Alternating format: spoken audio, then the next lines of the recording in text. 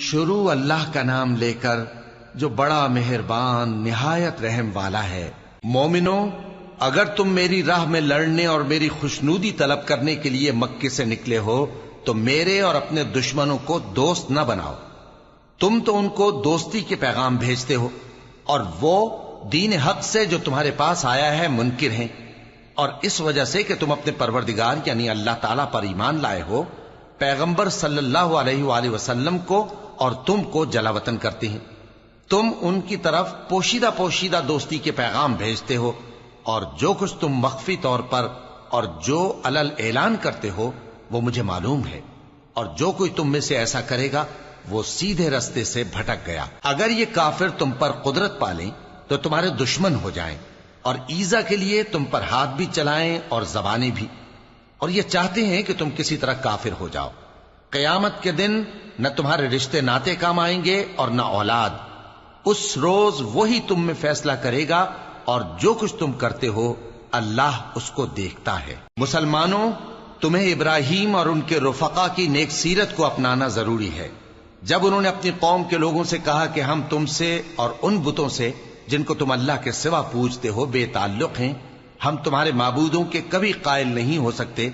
اور جب تک تم ایک اللہ پر ایمان نہ لاؤ ہم میں تم میں ہمیشہ کھلم کھلا عداوت اور دشمنی رہے گی۔ ہاں، ابراہیم نے اپنے باپ سے یہ ضرور کہا تھا کہ میں آپ کے لیے مغفرت مانگوں گا، اور میں اللہ کے سامنے آپ کے بارے میں کسی چیز کا کچھ اختیار نہیں رکھتا۔ اے ہمارے پروردگار، تجھی پر ہمارا بھروسہ ہے اور تیری ہی طرف ہم رجوع کرتے ہیں، اور تیرے ہی حضور میں ہمیں لوٹ کر آنا ہے۔ اے ہمارے پروردگار، ہم کو کافروں کے ذریعے فتنے میں نہ ڈالنا، اور اے ہمارے پروردگار ہمیں معاف فرما، بے شک تو غالب ہے، حکمت والا ہے۔ تم مسلمانوں کو یعنی جو کوئی اللہ کے سامنے جانے اور روز آخرت کے آنے کی امید رکھتا ہو اسے ان لوگوں کی نیک سیرت اپنانی چاہیے، اور جو روگردانی کرے تو اللہ بھی بے نیاز ہے، لائق حمد و ثنا ہے۔ عجب نہیں کہ اللہ تم میں اور ان لوگوں میں جن سے تم دشمنی رکھتے ہو دوستی پیدا کر دے، اور اللہ قادر ہے اور اللہ بخشنے والا ہے، مہربان ہے۔ جن لوگوں نے تم سے دین کے بارے میں جنگ نہیں کی اور نہ تم کو تمہارے گھروں سے نکالا، ان کے ساتھ بھلائی اور انصاف کا سلوک کرنے سے اللہ تم کو منع نہیں کرتا۔ اللہ تو انصاف کرنے والوں کو دوست رکھتا ہے۔ اللہ انہی لوگوں کے ساتھ تم کو دوستی کرنے سے منع کرتا ہے جنہوں نے تم سے دین کے بارے میں لڑائی کی اور تم کو تمہارے گھروں سے نکالا اور تمہارے نکالنے میں اوروں کی مدد کی، تو جو لوگ ایسوں سے دوستی کریں گے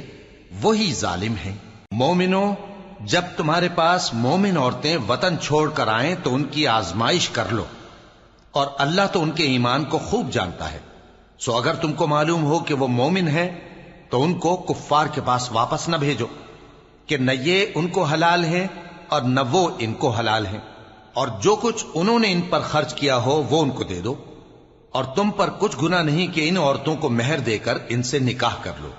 اور کافر عورتوں کے ساتھ تعلقات نکاح باقی نہ رکھو، یعنی انہیں کفار کو واپس دے دو، اور جو کچھ تم نے ان پر خرچ کیا ہو تم ان سے طلب کر لو، اور جو کچھ انہوں نے اپنی عورتوں پر خرچ کیا ہو وہ تم سے طلب کر لیں۔ یہ اللہ کا حکم ہے جو تم میں فیصلہ کیے دیتا ہے، اور اللہ جاننے والا ہے، حکمت والا ہے۔ اور اگر تمہاری بیویوں میں سے کوئی تمہارے ہاتھ سے نکل کر کافروں کے پاس چلی جائے اور اس کا مہر وصول نہ ہوا ہو، پھر تم ان سے جنگ کرو اور ان سے تم کو غنیمت ہاتھ لگے، تو جن کی بیویاں چلی گئی ہیں ان کو اس مال میں سے اتنا دے دو جتنا انہوں نے خرچ کیا تھا، اور اللہ سے جس پر تم ایمان لائے ہو ڈرتے رہو۔ اے پیغمبر صلی اللہ علیہ وآلہ وسلم،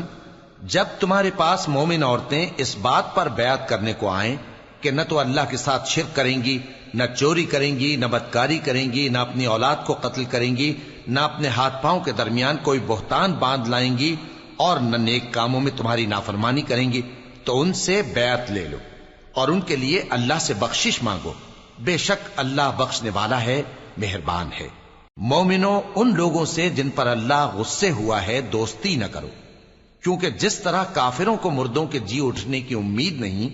اسی طرح ان لوگوں کو بھی آخرت کے آنے کی امید نہیں۔